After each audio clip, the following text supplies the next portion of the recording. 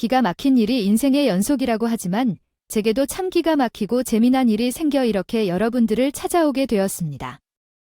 거두절미하고 바로 본론부터 시작할게요. 우리 남편에게는 형이 하나 있었는데 저한테는 아주버님이시고 뭐 아주 철없고 생각도 없고 좀 막무가내한 성격을 가지신 분이셨어요. 한마디로 꼰대 스타일이라고 할 수 있죠. 뭐 하나 가진 것도 없고 잘난 것도 없으면서 무조건 내 말이 맞다고 주장하는 사람이었어요. 아니 요즘 시대에 그런 마인드로 살아간다는 게 가단기나 한 일인가 싶습니다. 생각만 해도 답답합니다. 우리 시부모님을 말할 것 같으면 어떻게 그런 장남이 우리 시부모님 밑에서 나왔을지 싶을 정도로 생각도 열려 있으시고 성품도 무척이나 각하였죠. 좋으신 분들이었어요. 평생을 아들 둘을 키우는데 정성을 쏟아 보이신 분들이셨는데 정말 큰 아들과 작은 아들에게 할 일이 없이 차별 없이 골고루 사랑을 주셨던 분들이셨어요. 아무튼 다시 아주버님 이야기로 돌아가서 우리 아주버님은 한 번 장가를 갔다가 돌아오신 분이었는데 솔직히 말하면 이혼을 당했을 법한 사람이셨어요. 뭐 성격 자체가 너무 막무가해서 평생을 함께 하자고 약속을 했던 형님도 두 손 두 발 다 들고 도망을 가신 것이었겠죠. 자기가 생각이 있으면 이혼한 이유를 어디 가서 말 못할 것 같기도 해요. 본인이 원하는 대로 일이 흘러가지 않으면 무조건 남의 탓부터 하는 사람이셨는데 이것도 정도껏 해야 그런가 보다 하고 넘어갈 수 있는 것 아니겠어요. 일이 잘 되면 자기 덕분이고 일이 안 되면 다른 사람을 탓하는 말을 듣고 난이 아이 주변에 사람이 없는 것도 어렵게 이해했어요. 그래서 현재도 제대로 된 직장에 다니지 못하고 있었어요. 제가 남편과 결혼하겠다고 찾아왔을 때 아주버님은 이혼 후 1년이 지난 시기였는데 그때도 저를 위아래로 불쌍하게 쳐다보며 말씀하셨어요. 사람 보는 눈이 정확해서 하는 말인데 재수씨 세기만 해도 내 동생 휘어잡고 자일 것 같은데 말야. 우리 동생은 자기 말 잘 들어줄 여자를 만난다면 좋을 텐데. 아쉽네. 뭔가 재수씨는 다르다니까 이런 사람이 우리 집에 들어오면 완전히 난리가 날 것 같은데. 뭐 둘이 좋다니까 어쩔 수 없지만 형은 무슨 말이야. 이 사람이 얼마나 정직하고 일을 열심히 하는 사람인지. 요즘은 남편 말만 듣고 살아가는 사람들이 어디 있겠어요. 각자 자신의 의견을 표현하고 함께 일하며 살아가는 것이 남녀 평등이라고 말 못하겠어요. 어디 가서 그런 말을 하면 돌아올 맞아요. 형아, 그리고 사람들 앞에서 대놓고 문제를 만드는 소리를 하는 경우가 어디 있어요. 정말 자기를 중시하고 생각하며 말을 하는 모습을 보면 좋겠어요. 내가 형 때문에 곤란한 적이 한두 번 있었어요. 얘야, 내가 하고 싶은 말도 못하면서 살면 안 돼. 아니야. 아니지. 너야? 형을 너무 무시한 것 아니겠어요. 어디 가서 돌아다니며 욕을 먹을 사람이 아무나 있어요. 요즘 사람들은 그런 식으로 안 돼요? 남녀 평등이냐? 왜 남녀 평등인지 모르겠는데. 자, 너의 말을 들어보면서 나쁠 게 없어. 남자는 하늘, 여자는 땅이라고 생각해. 결혼해보면서 결혼 생활을 경험한 사람으로서 조언해주는 거 아니야? 혹시 결혼 생활을 해봤다면 어떻게 그렇게 말할 수 있어요? 소리를 해 형한테 조언 받았다가 나도 이혼당하면 어떻게 할 거야? 그냥 형은 조용히 있어. 뭐 하는 놈인가? 너 지금 그게 무례한 말투인지 알고 있어? 형이 이혼할 때 얼마나 힘들었는지 잘 아는데 감히 그런 소리를 해. 정신 차려야지. 너야말로 여자의 입장을 이해할 줄 알아야 하고 형이나 가족을 비웃지 말아야 해. 재수씨야. 말로 대화해봐. 여자는 땅, 남자는 하늘이다. 말은 많아서 알아야 해. 내가 뭘 잘못 말했나? 왜 나한테 그런 말을 하는지 이해 못해. 모든 것은 땅에서 나오는 것을 알아야 해. 하늘에 비해 땅이 좋은 것은 구름, 달, 먼지 등이 모두 땅에서 나오니까. 요즘은 땅이 중요한 것들이기 때문에 땅을 지지해야 해서 너의 행동에 기분이 안 좋아진 거다. 가능하면 옛말에 여자의 말이 들어서 나빠거나 없다는 말도 있잖아요. 옛말에 좋아하시니까 잘 아시겠지. 야, 따박따박. 한마디도 안 들어주네. 아이, 우리 엄마가 고생 좀 하겠어. 재수 씨가 하는 거 보니까 아주 보통 사람 아닌 것 같아. 호탕해 보이지만 진한 구석이 있어. 내가 아주버님 될 사람이라고요. 아, 나한테 이렇게 막말해도 되나요? 제가 무슨 막말했다고 그러세요? 여자는 땅이라고 하니까 비옥한 땅이 얼마나 큰 축복인지 알려드리려는 거죠. 여자의 말 잘 들어서 손해볼 게 없다는 게 왜 그런지요? 그게 대단한 말인지 이해가 안 돼서요. 게다가 오늘 처음으로 인사를 드리러 온 날인데 첫인상부터 너무 강하게 심어주시는 것 같아요. 강렬한 첫인상 좋지요. 가족이 되면 평생 함께 살아야 하는데 초장부터 잘 알아듣는 것. 좋지 않겠어. 아까 이야기에 덧붙이자면 재수 씨가 비옥한 땅인지 메마른 땅인지 어떻게 알까? 자기 주제를 파악하지 못하는 사람도 별로겠지만 효이 집안에 있는 여자가 잘 들어와야 기둥이 바로 서는 법인데 말야.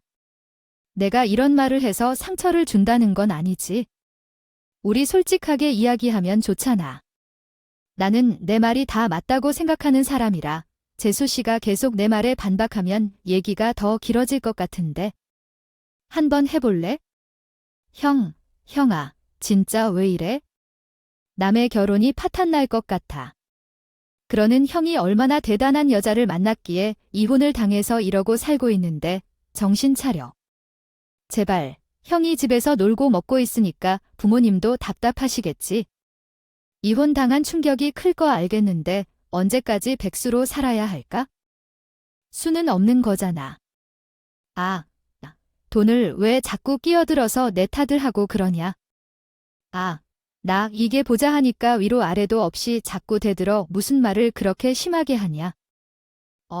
내가 백수로 살고 싶어서 백수로 살아내는데 수였던 그 여자랑 같이 사업하다가 이혼하면서 라당 가져왔으니까 내가 놀고 먹는 거지 아이. 그러면 다 취직이라도 해야지. 언제까지 집에서 이렇게 놀고 먹으면서 부모님 힘들게 할 건데? 형아, 정신 차려. 형이 어떻게 살든 말든 내가 상관할 바 아니라고는 하지만 이렇게 부모님 집에서 생활비 한 푼 안 내고 살고 있는 거, 그게 자체를 부끄러워해야 해. 형이 뭐 한두 살 먹은 어린애 남의 결혼 준비까지 딴지를 갈 거, 진짜 좀 들어라. 내가 하다 이런 소리까지 동생한테 들으면서 살아야 해, 아이씨. 억울하고 서러워. 너는 형을 평생 받았으면서도 형의 성격을 몰라서 그런 거지. 하다 너까지 이런 말을 해. 내가 진짜 더럽고 치사해서 나 나가요? 그날 남편이 몇 번이나 죄송하다고 사과를 했는지 모르겠어요. 시부모님까지 아주버님의 행동에 대해 너무 부끄러워하셨고요. 제가 아주버님을 보고 결혼하겠어요? 결혼해서 살면 아주버님을 몇 번이나 마주칠지 싶은 생각도 들었고요.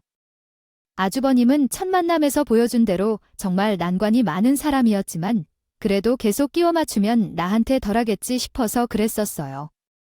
원래 더러운 똥을 피하는 것이 아니라 무섭거나 더러운 똥을 피하려고 하지 않잖아요. 미친 개한테 맞서 싸울 때는 함께 미쳐 보이는 척 해야 된다고 생각했거든요. 남편이 얘기하는 걸 듣자마자 아주버님은 결혼 3년 만에 이혼을 당했는데 형님이 분이랑 같이 사업을 했다고 합니다. 둘은 짝짝꿍 잘 맞았었고 근데 또 아주버님 성격이 자기 말만 맞다고 생각하는 사람이라 그런 건지 형님이 아주버님 태에 일을 맡긴 건 아니었나 봅니다. 아주버님은 숟가락만 얹은 것이고 사업에 관련된 일이나 명예 같은 것들은 전부 형님이 도맡아서 하셨습니다. 형님이 사업재간이 대단하신 분이었나 봅니다. 사업은 오픈한 지 6개월 만에 대박이 터진 거죠. 완전 승승장구 상향세인데 결혼 3년 만에 사업이 최정점을 찍자마자 형님은 매번 하는 일 없이 잔소리만 하는 아주버님이랑 그 더 이상 살 수 없겠다고 이혼을 요구했다고 합니다. 근데 아주버님이 딱히 재산에 기여한 것도 없고요. 가정에 기여한 게 없었고 법원에서도 그냥 이혼하라고 한 거죠. 이혼 후에는 아주버님 방문을 받았는지 여부도 확인해야 하고 재산 분할을 요구하고 사업 자산을 반반으로 나눌 것을 제안했다는데 이 소송을 하면서도 아주버님이 아무것도 해내지 않았죠. 그저 이름만 올리고 월급만 받아갔다는 것도 들통나고 사업 자산도 전부 형님에게 빼앗긴 상태였어요. 이게 바로 인생이라니요. 부부 사이에 싸운 적이 하나도 없는데 한 푼도 받지 못하겠다는 결론이 나와서 정말 황당했어요. 내 인생이 내 의지대로 흘러가지 않아서 정말 당황했고 이제부터는 그냥 내 마음대로 살아가기로 했어요. 이런 태도는 인생이 거지 같다 생각했다거나 취직조차 하지 않고 집에서 게임만 하고 잠 자는 것 같은 것들과 달라요. 그렇게 되었다는 말이에요. 집안은 짐덩어리와 같았는데 우리 마음씨가 착한 시부모님은 그런 아주버님의 잔소리 없이 계속 속 리만하고 계셨었어요. 그런 모습을 참다 결국 둘째 아들인 우리 남편이 아주버님에게 생활을 더 나아지게 살았으면 하는 바람을 표현했는데 아주버님은 어디서든 위아래 관계를 두지 않고 버텨내셨어요. 이 상황에서 결혼을 원하는 마음으로 찾아왔으나 아주버님은 더욱이 우리의 결혼을 보기가 싫었던 것 같았어요. 그는 자신이 이혼을 겪으면서 모든 것을 잃은 것으로 생각하게 되었는데 저와 남편은 행복한 모습으로 결혼을 하겠다고 했기 때문에 그의 마음은 달라져야겠죠. 먹고 잘 살기를 응원해 주시고 바래야죠. 어떻게 되어서 질투를 하고 앉아있는 것인지 참나, 신부가 이렇게 되는 건가요? 아무튼 첫 인사를 그렇게 개판으로 드린 것 같아요. 우리 시어머니가 엄청나게 미안해 하시더라고요. 저한테 왜 따로 연락이 와서 사과까지 하셨는지 생각해보게 돼요. 그런 시어머니의 마음이 얼마나 상하게 될까 싶기도 하고요. 제가 시부모님과 문제가 있는 건 아니니까 그냥 열심히 시어머니의 넋두리를 들어드리렸어요. 그게 제가 할 일 아니겠죠? 너무너무 우리 며느리에게 미안해서 아이고, 내가 면목이 없어. 원래 그런 놈이 아닌데? 요즘에 힘든 일이 많아서 삶에 좀 비관적이라고 이해 좀 해줬으면 좋겠어요. 그날 큰 아들이 돌아오자마자 한마디 했으니까요. 흐리 흐르고도 여전히 나를 사랑해 주시는데 저는 의심하고 있었다니 결국 그날 집으로 돌아가서 퇴근하고 돌아온 남편에게 사실을 솔직하게 털어놓고 진심으로 사과했어요. 우리 남편은 미행을 한 사실에 황당해하면서도 이해해 주셨어요. 제가 표정이 안 좋아 보여서 그랬나 봐요. 요즘 회사 업무가 너무 힘들어서 잘못 생각한 것 같아요. 이렇게 의심하게 만들었다니 생각도 못했는데 앞으로 조심하겠습니다. 제 행동이나 표정 때문에 당신이 힘들게 만들었다는 것에 대해 미안해요. 제가 당신을 더 믿어야 했는데 자신의 상황만 생각하고 있었던 것 같아요. 죄송합니다. 근데 왜 요즘 회사 업무가 힘들어하는 거죠? 처음에 이직했을 때보다 오히려 지금이 더 힘들어 보여서 그래요. 문제가 됐던 회사 일과 관련된 이야기를 좀 더 알려주실 수 있을까요? 들이랑도 잘 지내고 일에도 적응한 거 아니었어. 회사의 자체는 문제가 있다기보다 대표가 회사 일 밖에 다른 일까지도 나에게 다 떠넘겨서 힘든 거야. 나도 이 나이에 대표 뒤치다꺼리를 하면서 지낼 줄 생각을 못했지. 어머, 그건 갑질 아니야. 대표가 회사와는 관련 없는 일도 당신에게 시키는 건 왜 대표가 갑절로 말 많았었나 해도 나도 그런 일을 당하고 있는 거야? 혹시 대표가 시킨 일을 거부하면 좌천당하거나 연봉이 삭감당하거나 그런 협박을 받고 있는 거라도 하면 일을 고발해야 하는 거 아니야? 아휴, 영회사와 관련 없는 일을 시키는 건 또 아니야. 아무래도 회사가 작기 때문에 어쩔 수 없는 것 같아. 이전에 다니던 회사들보다 연봉도 많이 올랐고 승진도 했지만 여전히 일이 부진한 것 같아. 너무 많아서 야근을 피하기가 어려워. 단기를 들고 싶어도 이제 중학생이라. 우리 아이들을 생각하면 그럴 수도 없고 말이야. 내가 일찍 결혼한 친구들한테 들어보니까 아이들이 중학생이 되면 나갈 돈이 2배 이상 든다고 하더라. 그런 걸 다 따져보면 우리 노후 자금도 모아야 하니까 지금 회사에 붙어 있는 게 맞지? 그래도 당신이 갈 회사가 없는 것도 아니고 지금이라도 다른 회사를 알아보는 건 어때? 나도 힘 좀 써볼게. 나이 50에 어디로 이직을 하겠어? 스카우트 제기가 오는 거면 몰라도 근데 나는 연구원도 아니니까 아마 힘들 거야. 앞으로 돈이 들어갈 일이 태산인데 나이에 일을 그만둘 수 있는 것도 아니고. 내가 잘 버티겠으니까 너무 걱정하지 마. 당신은 늘 그래왔듯이 우리 아이들을 잘 키우면서 버티죠. 알겠어요. 이렇게 말하면 안 되지만 제가 남편 걱정을 어떻게 안 하겠어요. 제가 남편을 위해서 나름대로 배려를 열심히 해야겠다고 생각했거든요. 그런데 어느 날 우리 남편 표정이 너무 안 좋은 것 같아요. 물론 평소에도 그렇게 좋은 편은 아니었지만 나에게 무슨 일이 있어 하는 표정으로 집에 돌아왔거든요. 궁금해서 참을 수가 없어요. 왜 그런 표정이야? 이번에도 무슨 일 있었어? 회사 대표가 무슨 말을 했어? 뭔가 많은 일이 있어 보이네요.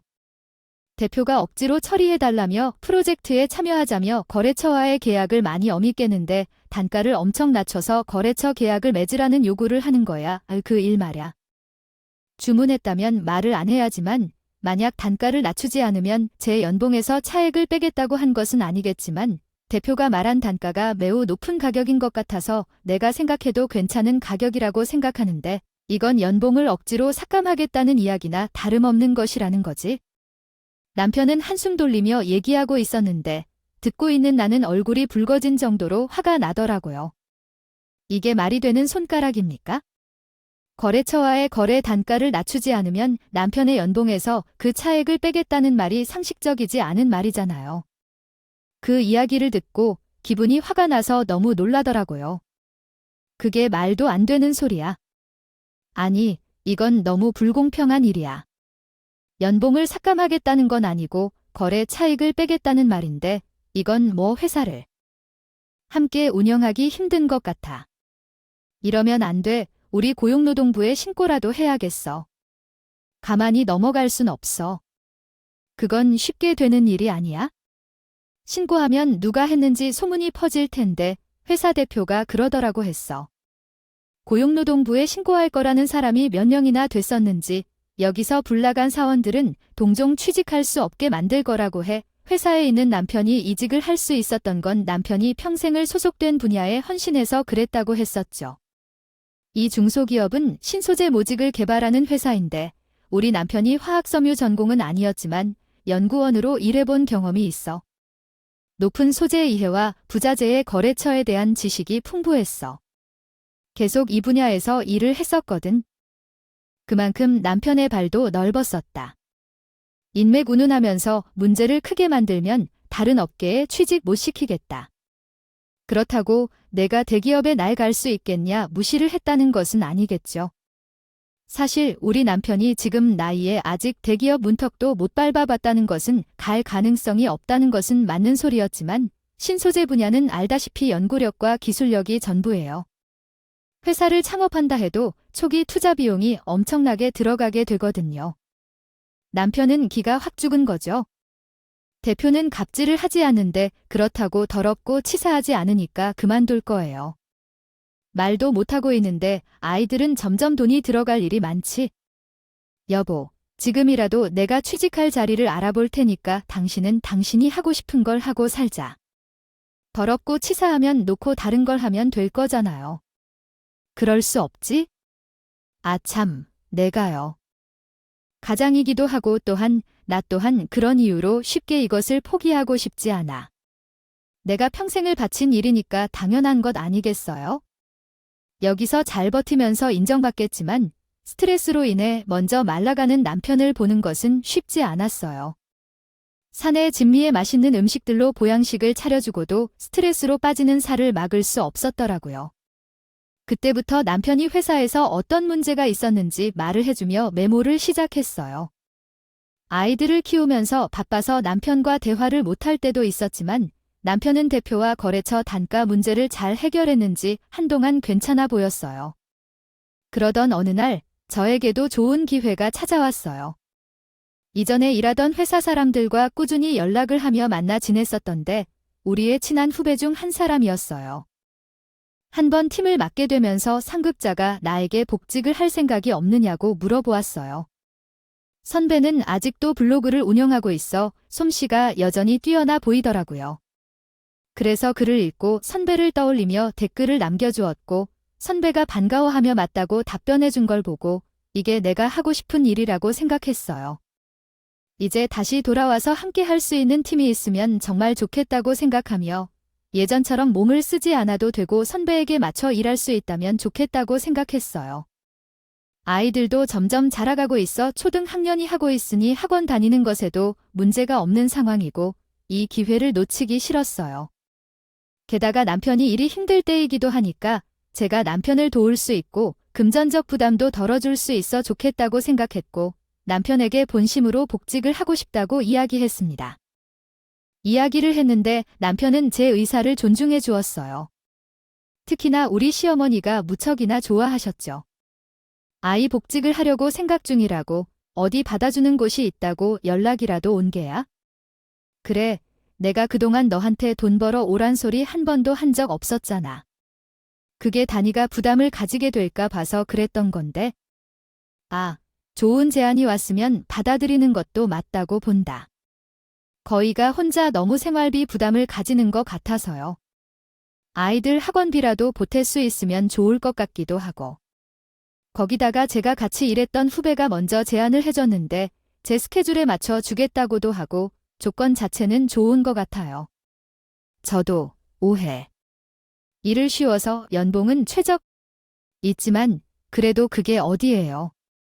아무래도 연봉이 서서히 올라가면 되는 것 같아요. 거짓말에는 나이가 들면서 자기를 찾아가야 하는 법이라고 말하지. 집에만 있으면 너무 심심하고 재미없지. 아니겠니? 아이들도 다 자란 상태니까 하고 싶은 것을 하면서 살아보는 것이 좋지 않겠어? 아이들이 도움이 필요하면 내가 가서 봐줄 테니 걱정하지 말고. 시어머니가 꼭 필요한 말들을 하셨어요. 시어머니의 말에 용기를 얻어서 결국에는 후배에게 복직을 할 수 있겠냐고 물었습니다. 아, 선배. 당연한 거 아니겠어요. 선배가 일할 때 얼마나 이름을 만들었는데 우리 부장님도 알아주셨어요. 원래 우리 팀에 있던 김 과장님이 지금 부장이 되셨다. 그 선배가 계속 일했으면 지금쯤 어디 원래 자리 하나 하고 있을지도 모르는데. 아무튼 이번 특채를 받게 돼서 정말 영광이에요. 자리에 앉으면 경력이 있기 때문에 문제가 되지 않을 거예요. 저는 나이가 50살인데 다시 회사 생활을 시작했어요. 첫 출근하는 날은 너무 떨렸지만 전에 하던 경험이 있으니 잘할 수 있다는 생각을 했어요. 남편도 걱정하지 말라고 했고 아이들과 시부모님의 응원을 받아 첫 출근을 할 수 있었어요. 처음에는 회사 내부만 봤을 뿐인데도 정신이 없는 정도로 너무 바빴어요. 컴퓨터를 켠 순간 멘탈이 나갈 줄 알았어요. 예전에 사용해왔던 모든 프로그램이나 결제 방식이 바뀌어서 회사 업무 자체가 현대적으로 변했기 때문에 많이 고생했어요. 나이는 적합하지 않고 처음 입사했을 때보다 더 복잡한 방식으로 여러 번 작업을 해야 했지만 이제는 한 번의 클릭으로 해결할 수 있어요. 다 가능한데도 어렵다고 해도 노력과 인내는 결코 소용을 배신하지 않는다고 생각해요. 저는 계속해서 적응하며 나아가는 사람이 되었고 결과적으로 후배들과도 잘 어울려 회사 생활에서 많은 도움을 주고 받게 되었어요. 정말 15년 이상 동안 쉬고 나서 다시 일을 시작하니까 너무나 재미있고 새로웠어요.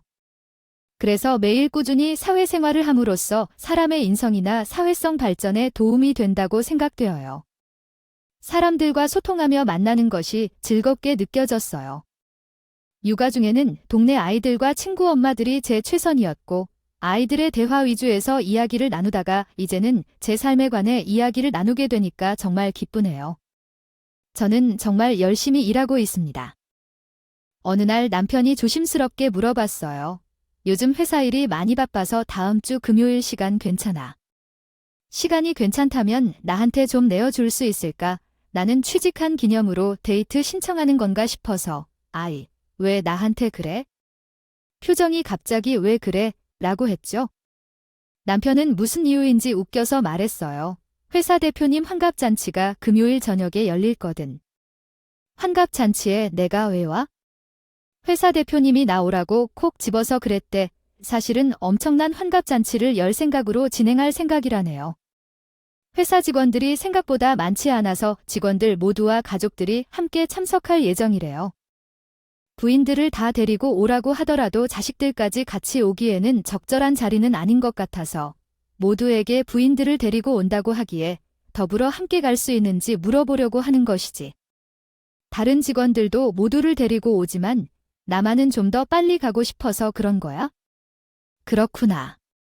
그럼 일단 나는 금요일 저녁에 일찍 퇴근할 수 있는지 상사에게 먼저 말씀해 볼게. 내 업무는 언제 야근을 하게 될지, 특근을 하게 될지 알 수 없어서 미리 말씀해 두면 이해해 줄 것 같아. 일단 최대한 참석하도록 노력할게. 감사해. 그럼 일단 당신도 오실 예정으로 명단에 포함시키겠다. 만약 못 오신다면 조금 곤란할 것 같아. 나 혼자만 있다면 대표가 그냥 넘어갈 것 같지 않아서 남편에게도 솔직히 조심스럽게 물어봤어. 회사 생활이라는 것은? 대표가 갑질을 할 수도 있는데 만약 그 자리에 나도 가지 않으면 어떻게 무시를 당할지 생각했어요. 남편도 그 부분을 걱정한 것 같아서 일단 최대한 일을 빼고 가보겠다고 했죠. 솔직히 제 남편이 무시를 당할 상황을 만들고 싶지 않았지만 기도했고요. 다음 날 출근해서 회사에도 미리 말을 해놨어요. 금요일에는 일정이 있어서 정시에 퇴근하고 가보겠다고 했는데 그것도 제 마음대로 되지 않았어요. 남편의 회사 대표의 환갑잔치 당일이었고 원래 정시에 퇴근해서 남편과 함께 가려고 했었거든요. 그날 막연히 제 업무에 문제가 생겨서 1시간 정도 늦을 것 같다고 했어요. 남편에게 미안하다고 말하고 먼저 가 있으면 제가 늦게 따라가겠다고 했어요. 어차피 1시간 정도는 늦게 갈게요. 그래서 상관하지 않을까 생각했습니다. 회사 대표님께서 환갑잔치가 열리는 장소가 제 직장과 멀지 않았고 제 업무가 끝나자마자 빠르게 퇴근했습니다. 잔치 장소에 도착해 안내를 받고 큰 홀로 이동했는데 성대하게 하겠다고 했던 준비가 조금 서툴러 보였어요. 어떤 이벤트를 하는지 모르는 사람들이 어수선해하면서 주위를 맴돌고 있었죠. 이것저것 생각하며 남편을 찾으려고 돌아다녔던 찰나 갑자기 한 남자의 음성이 들렸습니다. 사과를 할 때 진정성을 다해야 하는 게 맞죠? 누가 그렇게 성의 없이 퉁치려고 하나요? 아, 나를 이해해달라고 분위기를 맑게 알려주고 싶었겠죠. 아, 그래? 그럼 이해가 가네요.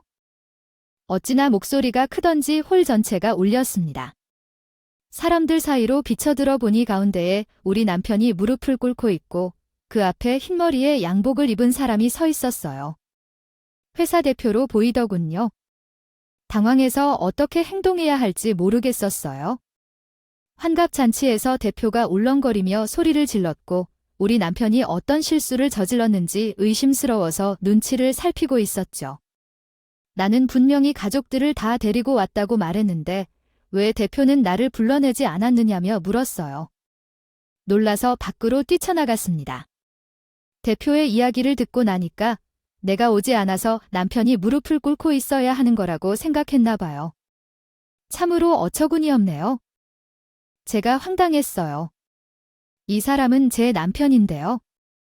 제가 회사에서 일이 늦게 끝나서 조금 늦었어요. 하지만 그러다고 해서 전 직원들이 보는 앞에서 무릎을 꿇어야 할 일인가요? 아, 여보, 일어나세요. 왜 무릎을 꿇고 계세요? 제가 성질이 터져서 조금 강하게 말을 했는데도 우리 남편은 고개를 깊게 숙이고 아무 말도 못하고 있었어요. 라고 막 일을 터뜨렸어요. 직원들 앞에서 이게 무슨 일인지 우리 남편에게 이런 수치심을 줄 일도 아니잖아요. 너무 화가 났죠? 그랬더니 회사 대표라는 사람이 피식 웃을 수밖에 없겠어요. 내가 시키는 일 하나 제대로 못하는 주제 아니야? 마냥 머리 숙이고 입 다물고 있는 건 이해가 안 가거든요. 왜 나한테 반항을 하고 싶은 거야? 아니, 왜 제 남편에게 이렇게까지 말을 하시는 건지 도저히 이해가 안 가요. 저도 사회생활을 함께 해나갈 텐데요. 해당 내용의 한국어 문법을 수정하면 다음과 같습니다. 하는 사람이고 일이 있어서 늦을 수 있는 거 아닌가요? 남편이 회사 대표님이 환갑잔치보다 제 일이 당연히 우선시되는 거 아니겠냐고 하는데 이게 무료까지 꿇게 만드는 건 갑질이라는 생각이 드네요. 갑질이라니. 지금 나같이 설한 대표한테 갑질이라는 말을 써? 이게 아주 이거 부부가 쌍으로 난리도 아니구먼. 내가 환갑잔치 때 전 직원들 다 불러 모아서 배불리고 먹게 해주는데 갑질 사정 때문에 늦은 사람에게 이런 식으로 행동한다고 갑질이 아닙니까? 그리고 제가 이 회사 사람도 아니고 대표님 환갑 때마다 시간을 맞춰서 등장해야 할 이유가 있을까요? 게다가 본인 환갑 때마다 강제로 직원들을 다 불러 모으는 것도 이상한 행동 아닙니까? 갑질이라니 아주 따박따박 말도. 박 부장에게 잘하고 있는지 한번 확인해봐. 내가 직원들의 복지를 챙겨주겠다고 비슷한 장소를 빌려서 공짜로 밥을 먹게 해줬는데 왜 그게 갑질이라고 생각해? 내가 돈을 내고 선물을 샀을 뿐인데. 그냥 가족들을 데리고 와서 밥 먹고 가라고 한 거잖아. 그게 갑질이라고 생각하면서 아무 말도 못하겠어. 박 부장의 부인 앞에서 쪽팔리는 건가 봐. 직원들 앞에서 무릎 꿇을 때는 아무 소리 없이 내 말만 잘 듣다가 부인이 오니까 한마디도 않는다니. 붙잡아 버려야 할까? 그렇게 말하는 도중에 콧방귀를 뀌는데 기가 막혀서 아무 말도 나오지 않았어. 금요일 저녁에 가족들과 집에서 여유롭게 대화를 나누면서 밥 먹는 것이 더 좋지 않다고 생각해. 회사 대표 환갑을 굳이 말할 필요도 없을 것 같다. 잔치에 참석한 후 손뼉을 치며 억지 울음을 짓는 것이 진정한 행복이라는 것이 있어요. 자기 이익을 위해 사욕을 챙기려다가 과시하고 싶은 마음에 나서는 일은 결국 직원들의 마음을 모르는 채로 복지라는 주제를 말하게 되는 기이한 일이 있더라고요. 사실 저는 이런 자리에서 의도한 바는 아니었는데 자연스레 나왔어요. 그동안 우리 남편이 저희 가정에 얼마나 충실하게 대해주고 제게 옹호자가 되어주었는지 깨달았어요. 이제는 저가 우리 남편에게 지지하는 데한 방패가 되어줘야 한다는 생각이 들었어요. 그냥 넘어가서는 안 될 것 같았죠. 제가 당당하게 그 회사 대표 앞으로 다가가서 진실을 밝혔어요. 대표는 제가 말한 진실에 놀라며 내 명함을 들여다보더니 확실히 나를 알아보는 기색을 보이더라고요. 그리고 점점 붉어진 얼굴로 변하는데 그 모습이 마치 애니메이션 영화에 나오는 악당이 당하는 얼굴과 같아서요. 통쾌한 느낌이 들더라고요. 아니, 잠깐만. 당신이 이 기자라고요? 이름이 이상하게 어디서 봤나 싶은 이름인데. 아, 내가 박 부장 와이프 이름을 알고 있었던가. 그렇게 말을 하면서 제 얼굴을 이리저리 뜯어보듯이 쳐다보는 게 아니겠어요. 저도 당당하게 말을 했죠. 제가 이 자리에서 전혀 꿀릴 게 없는 사람이었거든요. 그 명함에 적힌 이름 왠지 낯이 익지 않아요. 대표님께서 꽤 골머리를 썩었을 텐데 제가 한동안 조용해서 잊으셨죠. 그렇죠. 십수년이 지난 일인데 이렇게 말을 하면 슬슬 기억나실 때가 되었는데. 아, 아직도 기억 못하시면 그 치매 검사라도 한번 받아보시는 게 좋겠어요. 아, 그럼 그대 그 기자가 박 부장 와이프 있단 말이야? 내가 아주 내부에 적을 키웠고 뭔 박 부장. 당신이 어떻게 나한테 이래 할 수가 있어? 내 와이프 때문에 얼마나 고생했는데. 말이야, 마침 잘 됐네. 부부가 쌍으로 나에게 사과를 해야 하는데 어떻게 이렇게 기가 막혔지? 저희 부부가 왜 사과를 해야 하는지 설명해 줄 수 있는 사람이 있는데, 그리고 몇 년 전에 우리 남편이 이 회사에 입사하기 전에 어떤 얘기를 하는 건지 모르겠네요. 오늘 있었던 일들은 그냥 넘어가지 않을 거예요. 아니, 의사라도 터뜨리려고 증거 있어요. 박 부장이 회사에 막대한 손실을 일으켰기 때문에 아직원들 앞에서 본보기를 보여줬던 것뿐이에요. 박 부장이 거래 가격만 쳤어도 우리 회사 재정이 더 좋아졌을 거라고 생각해요. 회사에서 일하다 보면 이런 것도 저런 것도 있는 거고 회사의 손실을 초래한 직원에게 경의를 쓰도록 하는 게 왜 회사의 손실을 일으켰다고 생각하나요? 무릎을 꿇렸다는 게 아닙니다, 대표님. 마음에 들지 않는다고 무릎을 꿇지 않은 채로 이유를 가지고 있는 것 뿐입니다. 어째서 그렇게 당당하신지, 게다가 대표님은 이러한 갑질뿐만 아니라 다른 문제도 있으시잖아요. 몇 년 전에 제가 취재한 것이 있는데 아직도 제 메일이 남아 있습니다. 그 말에 대표가 흔들리며 갑자기 나에게 존댓말로 나오더라고요. 갑자기 반말을 사용하더니 몸도 약간 작아지는 듯 했어요. 어떻게 자신이 무언가 더 가지고 있는 사람에게 꾸물거리는지 알 수 없지요. 회사 대표 자리에 앉아서 10여 명의 직원들을 인솔하고 업무를 처리할 수 있는지, 그렇게 그 직원을 묶어 앉게 할 수 있느냐, 그런 주제네요. 아니요, 기자님.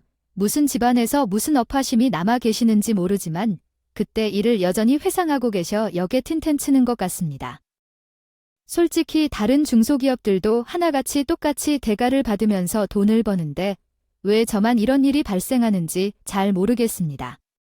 문화가 이러한 일을 정당화할 수 있다고 생각하기는 하지만 사실 회사의 이익 구조만 본다면 잘못된 문화입니다.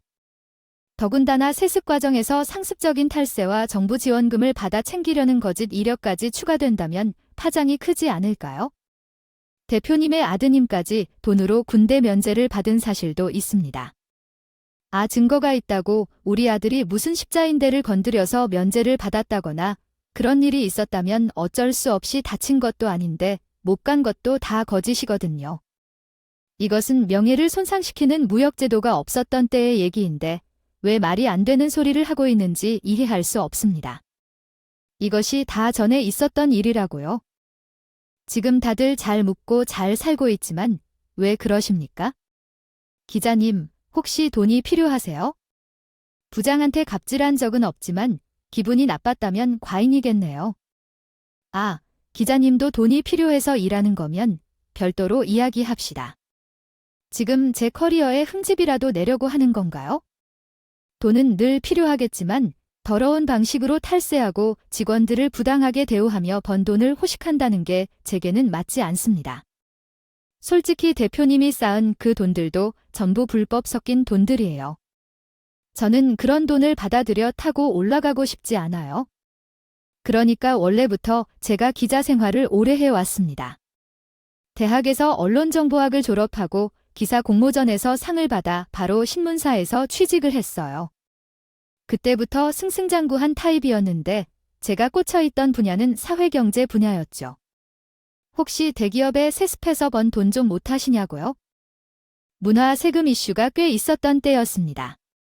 하지만 대기업들은 워낙 쌓은 부가 많기 때문에 세금을 그냥 내야 한다는 생각으로 앞부분을 명확하게 처리하거나 중소기업으로 분류되는 기업들을 포함하여 개인 사업장을 포함한 많은 회사들이 있어서 일일이 세금 체불이나 탈세를 추적하는 것은 쉽지 않았습니다. 양심적으로 운영하는 회사들도 있었지만 비양심적인 회사들도 많았습니다. 당시 저는 발로 뛰는 기자였기 때문에 엄청난 취재를 했습니다. 그 과정에서 지금 남편이 다니는 회사도 언급되었는데 선대 대표가 현재 대표에게 회사를 넘기며 뒷돈을 받았다는 사실을 알게 되었습니다. 그 당시에도 직원들에게 갑질이 있었고 회사 내부에서 제보를 받은 적도 있습니다. 물론 그 출처를 따져야만 했습니다. 일일이 설명할 수는 없지만 제 이메일에 모든 내용이 정리되어 있었어요. 저는 그 기사를 쓰려고 했지만 취재가 끝까지 이루어지기 전에 유가 휴직을 내게 떠나게 해 기사를 탈퇴할 수 없었어요. 사실로 말하자면 조사는 얕게 하면 안 되고 무조건 증거가 있어야 했었고 정말 제대로 된 근거를 찾아야 했어야만 가능한 일이었어요. 저는 이중 장부가 들어오지 않아서 결정적인 증거가 없었는데 저에게 주어진 시간이 많지 않았기 때문에 어쩔 수 없이 기사를 손에서 놓지 못하고 가지고 있는 채 퇴사하게 된 것이었어요. 증거가 없어서 회사를 물려받는다는 것을 밝힐 증거가 있나요? 회사 직원들에게 물려주었다는 증거가 있어요? 오늘도 계속해서 말했지만 무릎 꿇으라고 하긴 했지만 정말 무릎을 꿇었던 것은 기자님이지 내가 억지로 시킨 게 전혀 아니에요. 그는 스스로 무릎을 꿇었어요. 제가 뭐 어떻게 하겠어요? 맞아요. 수년 전에는 결정적인 친구가 부족해서 대표님이 어떻게 할 수 없었는데 지금은 그럴 필요 없어요. 이것 좀 들어볼래요?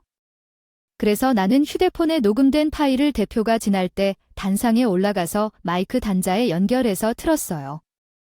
환갑 잔치를 한다고 스피커를 준비해서 옆에 놔둬줬었거든요. 얼마나 감사한 일인지. 무슨 초대 가수라도 불러 모을 생각이었나 봐요. 어이가 없어서 원 덕분에 제가 즐겨 듣는 노래가 장내를 울려 퍼지게 되었어요. 음질도 좋았어요. 박 부장 내가 뭐라 그랬어? 거래처 사장 대갈통이라도 한 번 쳐서 단가를 낮춰 오라고요. 내가 생각한 단가보다 비싸면 안 된다고 했잖아. 거래처도 사정이 있는데 이 물량은 그 사정에서 받아온 것이지만 현재 제한하는 가격이라는 거야. 거래처 사장과 나는 오래 일해온 인연이라서야 겨우 맞춰준 것이야. 당신이 이 일에 충분히 숙달되어 있으니까 저렴하게 물건을 받아내긴 것뿐이야. 내가 당신에게 비싼 돈을 지불하고 받았을 거라고 생각하지 마. 이렇게 끊임없이 단가를 높이면 상대방은 반감밖에 못하게 될 거야. 단가 차액만큼 연봉을 차감해달라고 요구하는 이유는 당신이 그 돈으로 대가를 내야 하기 때문이야. 회사 운영비리 있긴 하지만 왜 제 연봉에서 차감해야만 하는지 이해할 수가 없어. 사장님, 이것은 내가 노력해서 가져온 결과로서 다른 회사들과 비교해보면 단가 자체가 더 높은 것이야. 비싸니까 당신도 똑같이 비싼 돈을 쓰고 있잖아. 회사 운영비란 땅 파면 내 돈이야. 당신이 돈을 안 아끼면 내 돈이 나가잖아. 나는 그냥 안 돼. 어디 한 대를 굴려서 너 같은 사람 때문에 회사가 손해를 보는 비용이 얼마나 많은 줄 알아? 가서 더 싸게 사오라고. 확실히 한 대를 맞고 싶어. 대표의 갑질이 울려 퍼지고 직원들부터 시작해서 아무 사정도 모르던 직원들 가족까지 모두 화가 나게 되었어요. 그럴 만하지 않아? 방금까지는 호통치던 목소리가 조용해지는데 게다가 내용이 얼마나 갑질 중에 갑질인지 한 대를 맞고 싶냐는 말에 일부 직원들은 숨을 죽이기도 했어요. 대표의 얼굴은 사색이 돼서 어떻게 해야 할지 몰랐어요. 아니요. 저 마이크 좀 꺼봐. 얼른, 이건 다 저 인간들이 수를 쓰는 거야. 일부러 나를 화나게 하려는 것 같아. 나한테 험한 말이 나오게 일부러 만든 거라고. 누가 저 스피커 전원 좀 내리라고 해서 지금 너희들 다 나쁜 일을 하려는 작정이야. 거기다가 스크린까지 띄워져 있길래 저는 초강수를 두었어요. 제 핸드폰에 있는 사진들을 스크린에 띄워버렸거든요. 물론 녹음 파일을 옮겨서 노트북으로 하늘러 좀 손이 바빴지요. 그래도 신문물에 적응할 수 있게 해준 회자 덕분인지 파일 옮겨서 하늘러는 어렵진 않더라고요. 이래서 문명이 발달하면 재빠르게 공부해서 따라가야 하는 것 같아요. 저는 마지막 남은 제 증거를 탈탈 털어서 모든 직원들이 볼 수 있게 하고 싶어요. 스크린을 뛰어넘어 그 그림을 보고 나서 장내는 얼어붙은 것 같이 숨소리조차 들리지 않게 되었어요. 우리 남편만 우두커니 서 있어서 나를 쳐다보고 있는데 잘했다, 고맙다는 표정이었어요. 남편이 제 든든한 방패가 되어 주었듯 저도 남편에게 유일한 편이 되어주고 싶었을 뿐이었죠. 회사 대표는 띄워진 그 사진을 보고 그 자리에서 주저앉아 버렸어요. 그 스크린에 떠있는 그림이 바로 남편이 몰래 찍어온 회사 내부의 사진이거든요. 우리 남편이 워낙 착하고 화를 사귀는 성격이니까 대표님이 만만하게 봤나 봤더라고요.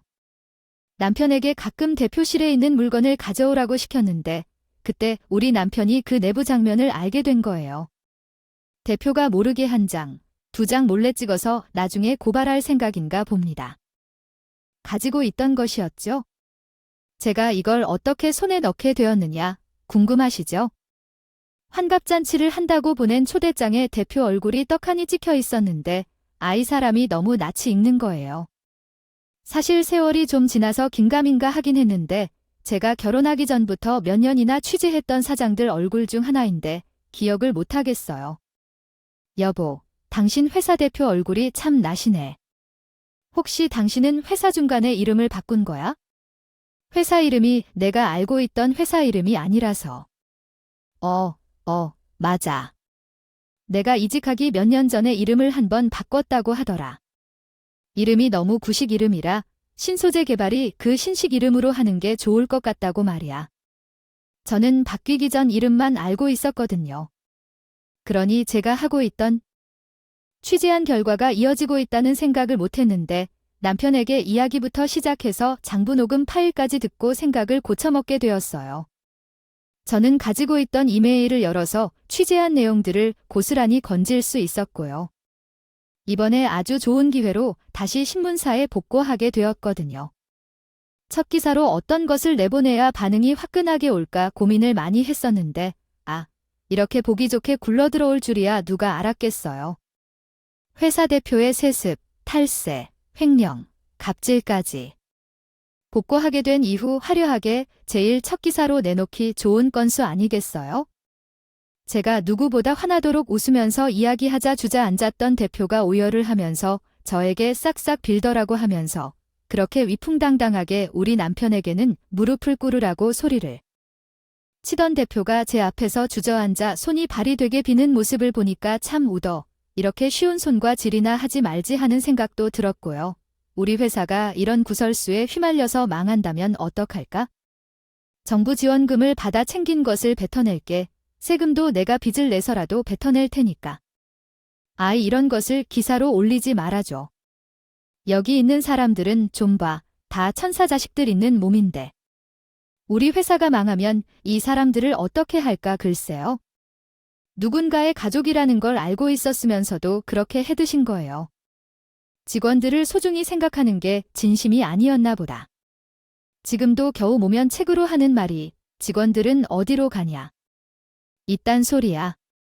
대표님 하나 없다고 회사가 망하는 건 아니겠지만 다른 경영인이 와서 경영을 하거나 더 큰 회사에서 일하면 직원들의 복지가 향상된다고 생각하시나요?